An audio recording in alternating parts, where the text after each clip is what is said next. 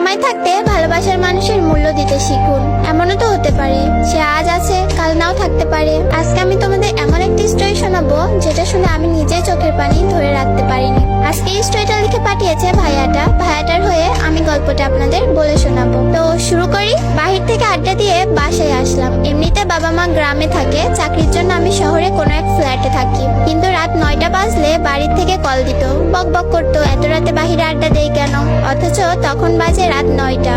আসলে 9টা তেমন বেশি না, তবে পরিবারের কাছে একটা চিন্তার বিষয়। কি করে সে? যাই হোক, বাসায় ঢুকে ফ্রেশ হলাম, তখনই মোবাইলটা কেঁপে উঠলো। যে দেখি প্রিয় মানুষটার কলটা রিসিভ করলাম ভয়ে ভয়ে, কেননা একটু আগে তাকে রিক্সাতে উঠিয়ে দিয়েছি বাসার দিকে। আর এত জলদি কল রিসিভ করার পর সোজা বলে উঠলো, নিচে আয়, তাও তুই করে। আমি বলছি কেন?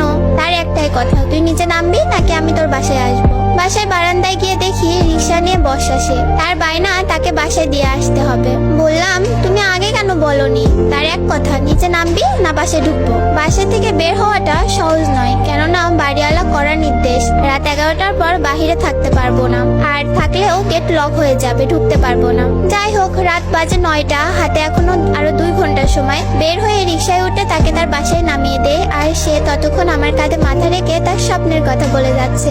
দেখতে দেখতে তার বাসার সামনে চলে আসলাম। পরের দিন কল, আজকে কি ঘুরতে বের হবা? আমি বললাম আজ অফিস আছে, তারপরের দিন যাব। সে বলল আচ্ছা ঠিক আছে।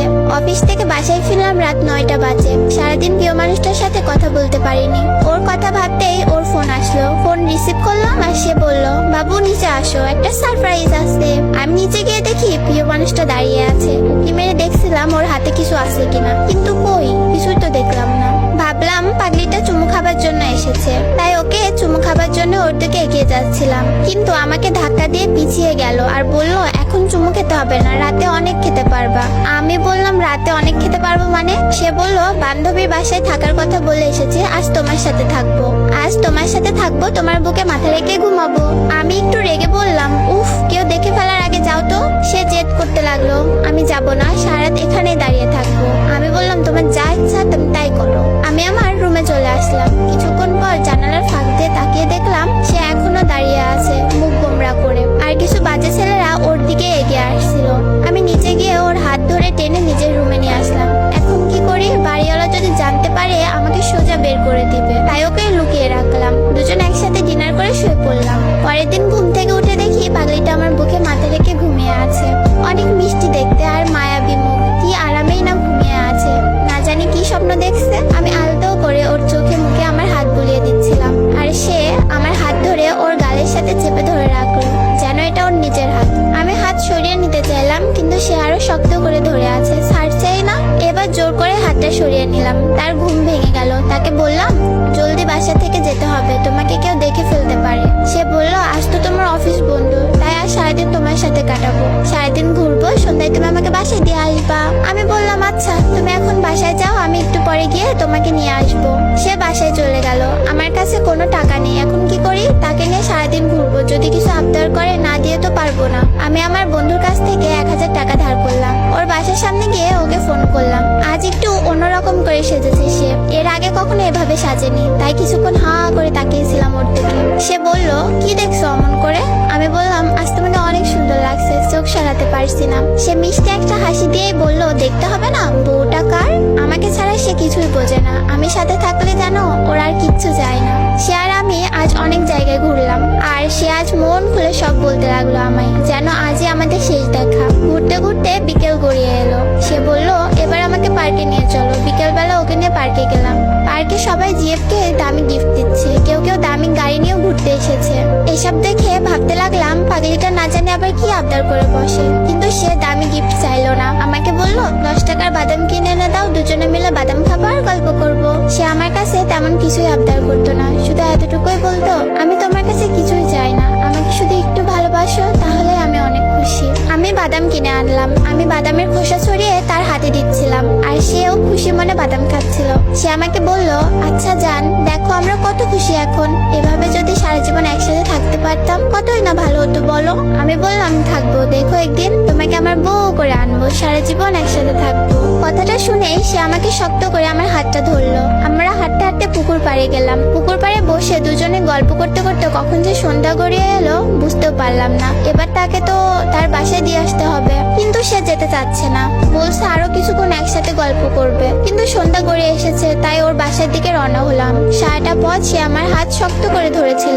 একটু অন্যরকম অনুভব করছি। হঠাৎ করে ওর প্রতি ভালোবাসাটা কেমন যেন বেড়ে গেল। ওর প্রতি কেন জানি না একটা মায়া কাজ করতে লাগলো। হাঁটতে হাঁটতে ওর বাসার সামনে চলে এলাম। এবার সে আমার কপালে একটা চুমু খেলো আর বলল, এবার তুমি দাও। আমিও তার কপালে একটা চুমু দিলাম। আমাকে বিদায় জানিয়ে সে বাসার ভেতরে ঢুকে পড়লো। আমিও আমার বাসার দিকে রওনা হলাম। বাসায় গিয়ে ফ্রেশ হয়ে ডিনার করে ঘুমিয়ে পড়লাম। পরের দিন সকালে তার কথা ভেবে ফোনটা হাতে নিলাম, কিন্তু কোনো মেসেজ নেই। রোজই মেসেজ দিয়ে ঘুম ভাঙাতো, আজ কোনো মেসেজ নেই। মনে মনে ভাবলাম হয়তো ব্যস্ত আছে বা ঘুম ভাঙেনি এখনো। আমি অফিসে চলে গেলাম। বাসায় ফিরে ফোন করলাম, কিন্তু ফোন বন্ধ।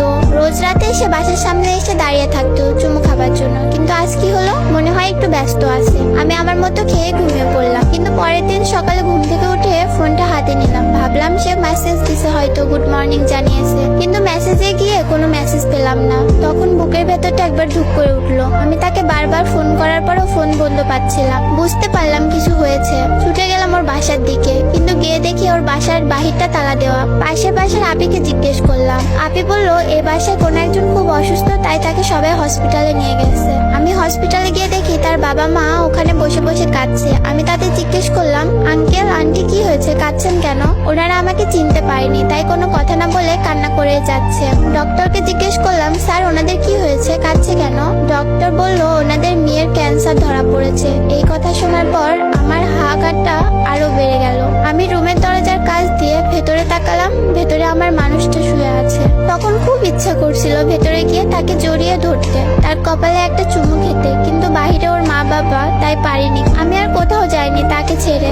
যদি ওর কিছু হয়ে যায়, হসপিটালের বাইরেই অপেক্ষা করতে লাগলাম পাগলিটার জন্য। আর প্রার্থনা করতে লাগলাম, আল্লাহ তুমি আমার ভালোবাসার মানুষটাকে আমার কাছে ফিরিয়ে দাও। সারাদিন ওখানেই কেটে গেল। কিছু খাইনি, কিছু খেতে পারছি না, খাবার গিলতেও পারি না। রাত হয়ে গেল। আমি তার রুমের সামনে বসে রইলাম। পরের দিন সকালে কোনো এক কান্নার শব্দে ঘুমটা ভেঙে গেল। চোখ খুলতে দেখি তার বাবা মা অনেক কান্না করছে। ওদের আরো কিছু আত্মীয় স্বজনও ছিল। সবার কান্নাকাটি দেখে অনেক ভয় করছিল আমার। আস্তে আস্তে ওর রুমের দিকে এগিয়ে গেলাম। এবার দরজার ফাঁক দিয়ে ভেতরে তাকালাম। তাকিয়ে দেখি সে আর বেঁচে নেই, না ফেরার দেশে চলে গেছে। আমি কান্না করতে পারছি না, কি করবো বুঝতে পারছি না। বিশ্বাস করতে পারছি না যে প্রিয় মানুষটা আর বেঁচে নেই। তখন মনে হচ্ছিল কেউ আমার বুকের মধ্যে হাতুড়ি পিটাচ্ছে। সকাল 10টা বাজে তার জানাজা হলো। সেদিন আমার সারাটা দিন কিভাবে কেটেছিল মনে নেই। এবার হাঁটতে শুরু করলাম। কোথায় যাচ্ছে নিজেও জানি না। বুকের বাঁ পাশে তীব্র ব্যথা করছে। ভিড়ের মধ্যে নিজেকে খুব একা মনে হচ্ছিল। মনে হচ্ছিল আমার জীবন থেকে অনেক বড় কিছু হারিয়ে ফেলেছি। হাঁটতে হাঁটতে পৌঁছে গেলাম পুকুর পাড়ে, যেখানে বসে রোজ আমি তার সাথে গল্প করতাম।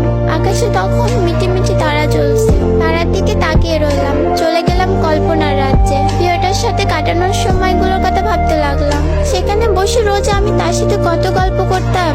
এখন আর কেউ মেসেজ দিয়ে গুড মর্নিং বলে ঘুম ভাঙাবে না। কেউ রোজ রাতে এসে বলবে না জান আমার কপালে একটা চুমু দাও। এখন কেউ আর আমার বুকে মাথা রেখে ঘুমাবে না। এভাবে ভাবতেই চোখের পানি গড়িয়ে পড়তে লাগলো।